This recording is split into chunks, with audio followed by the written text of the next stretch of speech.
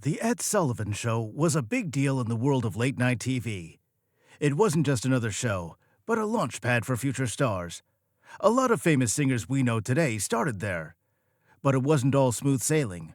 Ed Sullivan, the guy who the show was named after, was pretty tough to impress. Some famous performers didn't get along with him at first. If Sullivan didn't like something, it was as clear as a spotlight on the stage. Still, getting his approval was a big thing, and it helped many artists become famous. Now, there were some juicy stories about censorship and standing up to authority on his show. Take The Doors, a famous band in the 1960s. They got into trouble because of one line in their song, Light My Fire. Sullivan wanted them to change it. But Jim Morrison, the band's lead singer, didn't listen and sang it his way. This got them banned from the show, and it really showed the clash between artists wanting to express themselves and TV rules. Then there's the story of Buddy Holly. He performed well on the show, but he felt disrespected by Sullivan. He was so upset that he vowed never to come back, no matter how much they paid. So, the Ed Sullivan Show wasn't just about showcasing talent. It also had its fair share of drama and standoffs. Dylan, a young musician, not yet a household name, was all set to appear on the Ed Sullivan Show. This was a big deal, considering the show was America's top variety program at the time. It was the kind of opportunity that could catapult an artist to fame. The song Bob Dylan chose for this grand stage? Talkin' John Birch Paranoid Blues. Now, this wasn't your run-of-the-mill tune. It was a satirical number, poking fun at the ultra-conservative John Birch Society. Imagine a song that's both cheeky and bold, questioning society's paranoia about communism.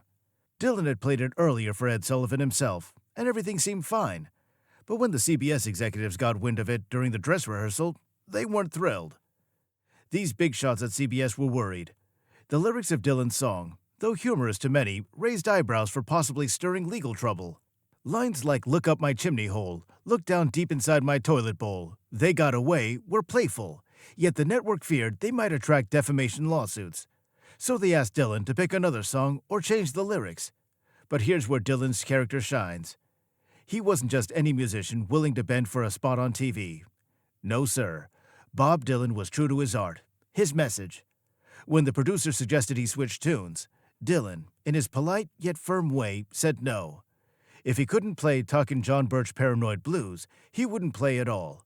So he walked off the set, choosing integrity over exposure. This act, though simple, spoke volumes.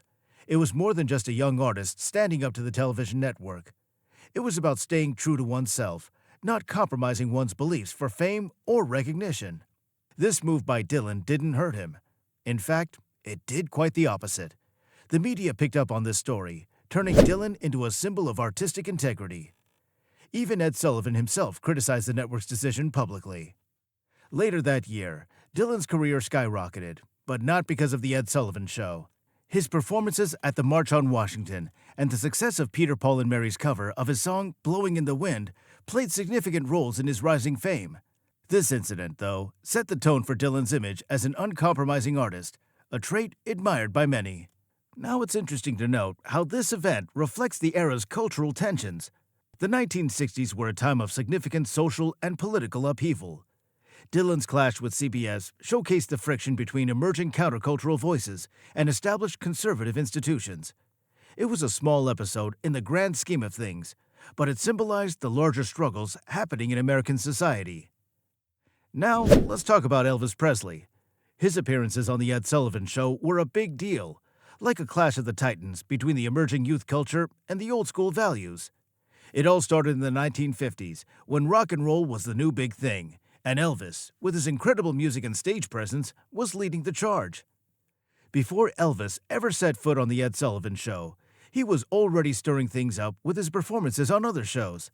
His gig on The Milton Berle Show in June 1956 was a game-changer. He performed Hound Dog, and his hip moves during the song got everyone talking.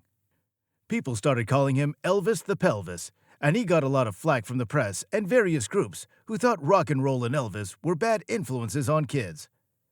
Now, despite all this buzz, or maybe because of it, Ed Sullivan was hesitant to have Elvis on his show. Sullivan was all about keeping things proper and family-friendly, but he couldn't ignore Elvis's massive appeal, especially to the younger crowd, so he ended up inviting the king of rock and roll to his show. Elvis's first time on The Ed Sullivan Show was on September 9th, 1956. But here's the twist. Sullivan wasn't there because of a car accident. Instead, British actor Charles Laughton hosted the show. And get this, Elvis wasn't even in New York where the show was usually shot. He was in Los Angeles working on his movie, Love Me Tender. This appearance was huge. About 60 million people, more than 80% of those watching TV at the time, tuned in to see Elvis do his thing. The people running the show were pretty nervous about this. Elvis was famous for his wild hip movements, the kind that had parents and conservative types raising their eyebrows. They thought it was too much, too edgy, so they came up with a plan. Let's film Elvis, but only from the waist up. That way, no one at home would see his hips doing their thing. It sounds funny now, but back then, it was a big deal. This move by the producers wasn't just about Elvis. It was a symbol of the tug-of-war between the exciting new youth culture he represented and the more buttoned-up, conservative views of the time. Elvis on The Ed Sullivan Show wasn't just another TV appearance. It was a game-changer, a real moment in history. Before Elvis, rock and roll was seen as this outsider music, not quite mainstream. But when Elvis hit that stage, with millions watching, it was like he was officially stamping rock and roll's passport into the heart of American culture. And let's not forget where Elvis got his style from: African American rhythm and blues. By bringing this sound and style into living rooms across America, he was shaking up the usual way of things, making room for new voices and new styles. But there's more to it than just the music. Elvis on TV showed just how powerful television was in shaping what people thought and talked about. The response he got was huge. Young people went wild, but not everyone was happy. Some saw Elvis as a threat to the good old values. But despite the worries and the censorship, Elvis's time on The Ed Sullivan Show did something big. It wasn't just about Elvis becoming a superstar. It was like a signal that American culture was changing, ready or not. It was all about mixing things up, blending different sounds, styles, and ideas into something new and exciting. So Buddy Holly and his band, the Crickets, get this chance to be on The Ed Sullivan Show. This was a big deal, because if you were on Sullivan's show, you were basically in every living room in America. But right from the get-go, things were a bit tense between Holly and Sullivan. There was this song, Oh Boy, that Holly wanted to play, but Sullivan wasn't having it. He didn't think it was right for his show. Plus, there were vibes that Holly and his band didn't really want to be there, which didn't sit well with Sullivan. Buddy Holly wasn't just some ordinary musician. He had this unique style that mixed different genres like rockabilly, country, and rhythm and blues. This was pretty new and exciting at that time, but it wasn't really what Sullivan was used to. Sullivan liked his acts to be more traditional, more in line with what he thought a family show should have. He had this image of how performers should act, how they should look, and what they should play. Holly, on the other hand, was all about doing his own thing, making his own kind of music. The clash between Buddy Holly and Ed Sullivan is like a classic story of an artist fighting for their own voice against the big, controlling forces of the entertainment world. Buddy Holly was a trailblazer in rock and roll. He had his own style, and he wasn't keen on changing it to fit someone else's mold. But Ed Sullivan, he was a big name, a guy who had a lot of power in TV. He could make or break careers. On his show, he called the shots. He told artists what they could and couldn't do, right down to how they should dress. Sullivan wanted his show to be something that everyone, especially families, could watch without getting ruffled. It was all about keeping things neat, tidy, and in line with what he thought was acceptable. Buddy Holly rocks up on The Ed Sullivan Show in 1958. This show is huge, right? Everyone's watching. But here's the catch. Ed Sullivan, he's a bit of a control freak. He likes things just so.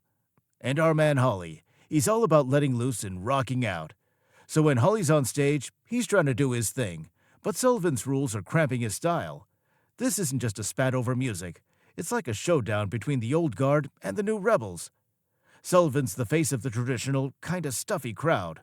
And Holly, he's the poster boy for the young, wild rock and roll spirit. Fast forward a bit to the swinging 60s. Things are getting even more colorful and wild. Enter the Doors, this super edgy band that's pushing all sorts of boundaries in rock music. And their frontman, Jim Morrison, is like the embodiment of a rebellion. So these guys get invited to the Ed Sullivan Show. Now, Ed Sullivan hasn't changed much, still likes things proper and on his terms. The Doors, on the other hand, they're not about playing it safe. So when they show up on the show, you can bet that there's going to be fireworks. It's like the ultimate face-off. On one side, you've got Sullivan, Mr. Traditional, trying to keep a lid on things. On the other, there's Morrison and the Doors, basically the voice of a whole generation that's all about breaking free and doing their own thing. This clash between the Doors and Sullivan, it's more than just a TV show drama. It's like a snapshot of what's happening all over the country. Young people are challenging the status quo, and music is one of their loudest megaphones. The Doors on Sullivan's show is symbolic of this massive cultural and generational shift. It's not just about music, it's about freedom, expression, and a whole new way of seeing the world. Now, the Doors, they're a whole different story. These guys are rock stars, with Jim Morrison leading the pack. Jim's like the poster boy for not following the rules. He's wild, unpredictable, and totally into this whole new rebellious vibe of the 60s. In 1967, things get really interesting. The Doors get invited to play on Sullivan's show. It's a big deal because, it's Ed Sullivan. But there's a catch. Ed's not cool with one of the lines in their hit song, Light My Fire.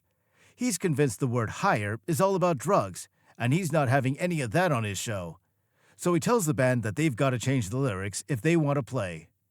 The Doors are like, yeah, sure, during rehearsal, but when it's actually showtime, man, they just go for it.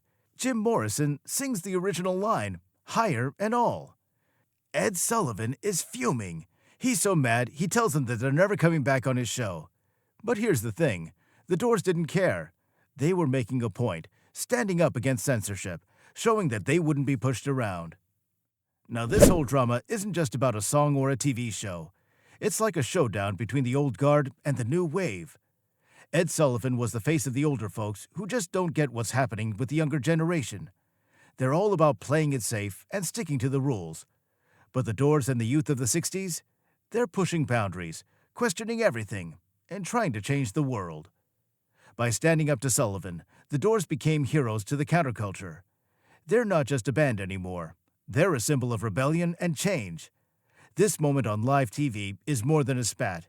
It's a snapshot of the big changes happening in America at the time.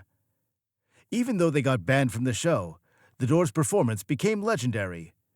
It's a big deal in rock history because it shows how music isn't just tunes and lyrics. It's a way to challenge the system, to speak out and be heard. That night on Ed Sullivan's stage, it wasn't just about a band and a song. It was about a clash of generations and values, a real sign of the times.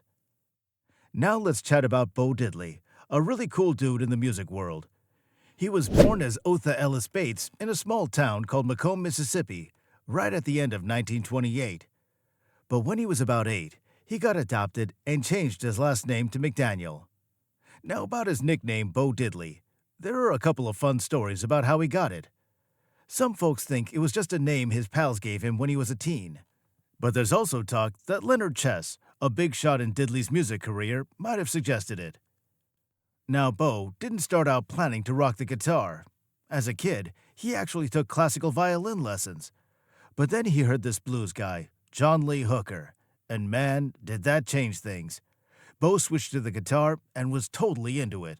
In the 1940s, he was pretty busy playing in bands and even taught guitar to Jody Williams, who ended up being a big deal in the Blues Hall of Fame. Now let me tell you about this wild thing that happened on the Ed Sullivan Show. Bo Diddley was supposed to play 16 Tons, a tune that Tennessee Ernie Ford made famous. But either he got mixed up, or maybe he was just feeling bold. The stories aren't all that clear. He ended up playing his own hit, Bo Diddley, instead.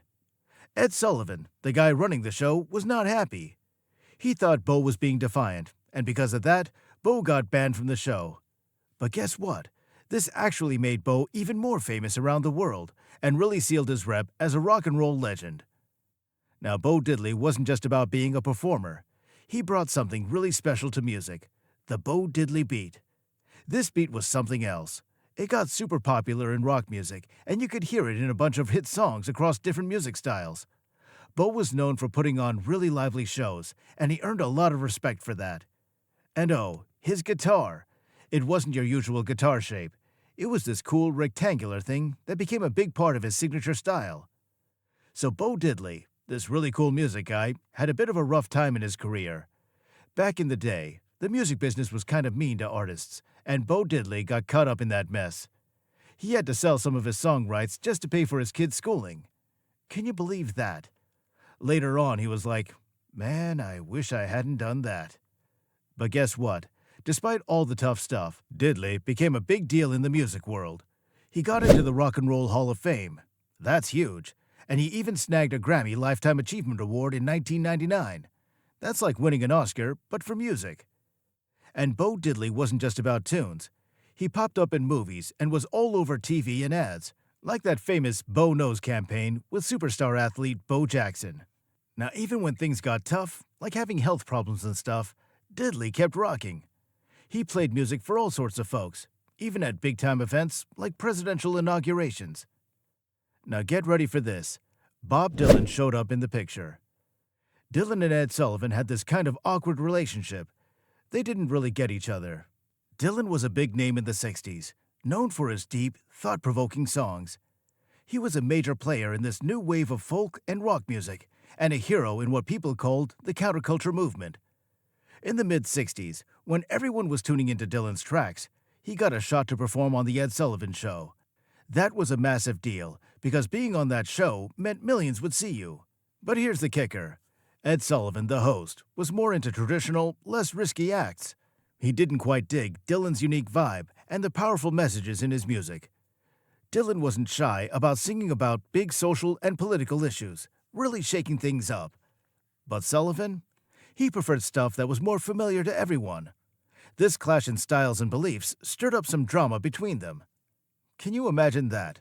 It's like having two massive stars from different worlds trying to shine on the same stage. Wild, right?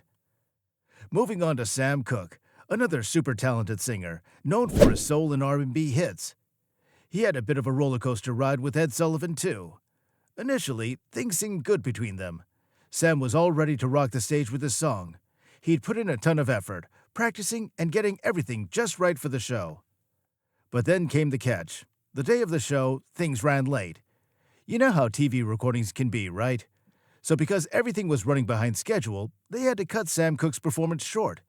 Can you imagine? He's there, all prepped and ready, and then they're like, "Sorry, time's up." Now naturally, Sam was pretty upset. I mean, who wouldn't be? That was his big moment, and it got chopped off. After that, Sam Cooke and Ed Sullivan didn't cross paths again. Sam never appeared on the show anymore, and they stopped talking. Ed Sullivan didn't really think it was his fault, but he did go out and publicly say sorry about the whole mix-up. Now here's the crazy part. Sam Cooke on The Ed Sullivan Show is one of the few videos we have of him performing. So despite the drama, it's a pretty important piece of history for his fans. You know, Ed Sullivan was kind of a tough cookie, wasn't he? He had his ups and downs with a bunch of singers. So let's have a chat about Ed Sullivan, a big name in the entertainment world back in the day. He had this interesting start with a bit of a squabble with Walter Winchell. Both were pretty famous for their gossip columns and broadcasting stuff. Now it all kicked off when Sullivan was involved in this movie called Mr. Broadway in 1933. The thing is, the movie's plot was kind of similar to another film that Winchell was connected with, Broadway Through a Keyhole. And boy, did this spark a rivalry. They didn't just compete in writing and on radio. They even had their own favorite hangouts in New York's nightclubs. Sullivan was often at the El Morocco, and Winchell at the Stork Club. Their rivalry was a talk of the town, and stirred up a lot of buzz in the entertainment circles. Now about Sullivan on TV. He was, let's say, a bit unique. People often noticed he was a bit stiff or awkward when he was on camera. Some even thought that he had Bell's palsy because of how he acted. But you know what? That didn't stop him from becoming a TV legend. He had this way of not stealing the spotlight from his guests, which was pretty cool and made him stand out. Now, some folks might have poked fun at him, but many respected him for letting the stars shine. Talking about stars, let's talk about Elvis Presley again. Initially, Sullivan wasn't too keen on having Elvis on the show. Now, back then, Elvis had this bad boy image, and Sullivan was a bit cautious about that. But as Elvis got more and more popular, Sullivan had to change his mind and invited him over. And here's something else. Sullivan played a huge part in introducing the Beatles to America. At first, he wasn't sure about having this English rock band on his show because they weren't super famous in the States yet. But this guy, Sid Bernstein, convinced him. When the Beatles finally appeared on his show on February 9th, 1964, it was a huge deal, like record-breaking TV viewers. This moment was a big one for the Beatles, the Ed Sullivan Show, and the whole music scene in the 1960s. I think it's pretty awesome how Sullivan supported African-American talent, especially when you think about how tough times were back then with all the racial discrimination. He wasn't just about putting black artists on his show. He also wrote an article in Ebony magazine in 1951 where he spoke out against racism. Now, this was a bold move at that time and really showed his commitment to making sure everyone got a chance to shine in the entertainment world. Now, I'm super curious about something. Are there any singers that Sullivan gave a hard time to, but you're totally into? Ever caught them on the Ed Sullivan Show back in the day? I bet that was something to see. Do you think today's late-night shows have the same magic touch to make a singer a star? Or has the game changed, with singers not really needing these shows to hit it big anymore? Let us know your thoughts in the comments, smash that like button, and subscribe for more.